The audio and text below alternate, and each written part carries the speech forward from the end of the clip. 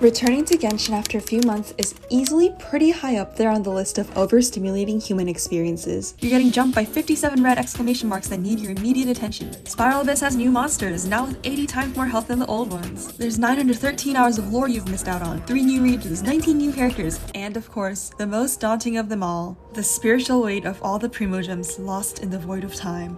So you just...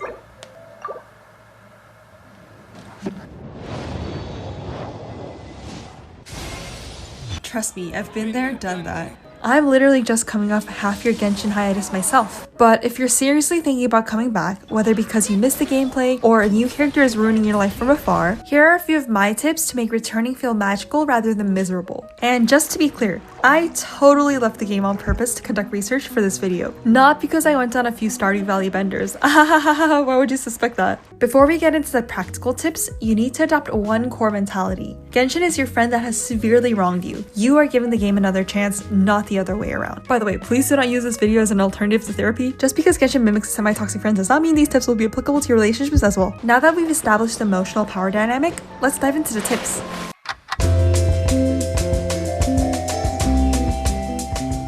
Those little red exclamation marks can get real intimidating real fast. Everything screams urgent when you log back in. But here's the thing, most of those events are filler content for people who still log in twice a day on muscle memory. And it's totally fine not being one of them. So try to choose one goal, exploring one pretty region, or trying one event that actually interests you, and ignore the rest. And if you're like me, you might also have decision fatigue, in which case your brain can't decide what to focus on. In this case, try using your Adventurer's Handbook to pick one thing it recommends you complete, almost like a quest roulette. Besides, finishing one small thing will be way more satisfying than drowning in everything and then rage quitting the game.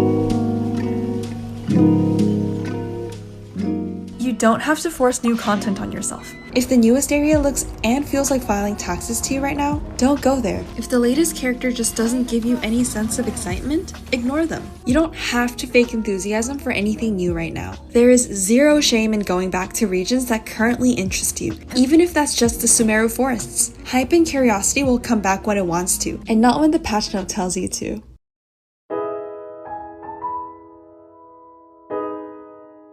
It can just be 5 minutes of your gaming day, but I really recommend going back to where you first fell in love with the game. Maybe that's the Dawn Winery for you, or the music of Liyue Harbor. For me, it was Dragonspine. Just walking around aimlessly, collecting mint and enjoying the scenery, and also trying not to die from sheer cold, like it's 2020 again, was such a lovely experience. This gentle reminder of why you like the game in the first place is a great way to calibrate your mindset. Efficiency can come later, or honestly never.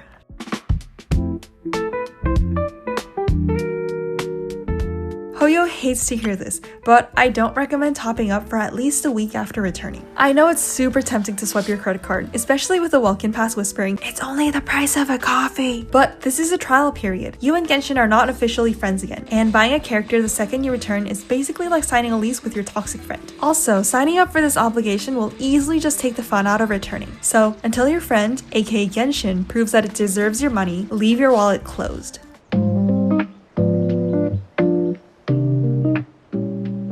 A lot of people treat resin like a ticking time bomb. They panic when it hits the cap and cannot see it sit at 200 for even a second. Myself included until a few months ago, actually.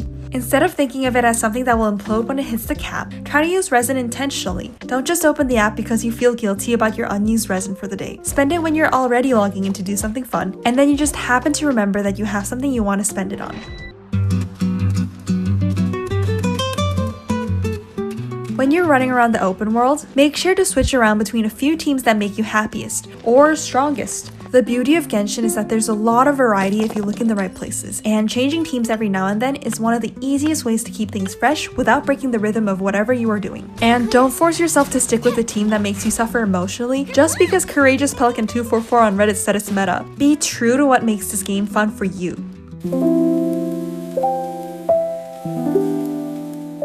If you're fortunate enough to have Genshin friends to play with, who won't judge you for not having any of the new characters by the way, try running around Teyvat with them. If you don't, you can also try joining a random low AR player who needs help. It's low pressure, social, and fun, which is perfect for easing back into the game. Either way, co-op can be a great tool for exposure therapy, especially if you pick the right environment. So make the most of it.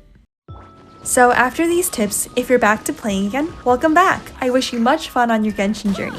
But if you're not ready yet, that's okay too. Genshin isn't going anywhere, so come back when it feels most natural for you. Anyways, that's it from me today. Thanks so much for watching. Till next time, bye!